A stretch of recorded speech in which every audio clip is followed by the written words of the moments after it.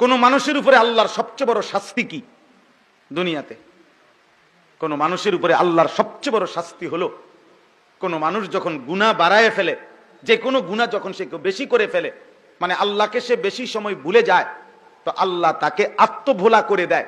অর্থাৎ আল্লাহ তখন এক পর্যায়ে ওই নাফরমানকে আর আখিরাত ভুলাইয়া দেয়, তার নিজের কল্যাণ ভুলাইয়া দেয়। ওই নাফরমান এই পরিমাণ দুনিয়া, অর্থ উপার্জন, সুদ, ঘুষ, কিস্তি, লোন, নারী, ছবি, নাটক, সিনেমা, জিনা, ব্যভিচার, মদ, জুয়া, গান, বাদ্য, হারাম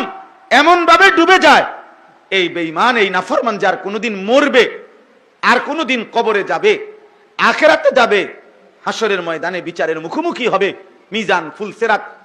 জান্নাত, জাহান্নাম, খোদার কসম আল্লাহ বলছে আমি তার এইগুলা ভুলাইয়া দেই। কোন মানুষের উপরে আল্লাহর সবচেয়ে বড় শাস্তি হলো, কোন মানুষ যখন গুনাহ বাড়ায় ফেলে, যে কোনো গুনাহ যখন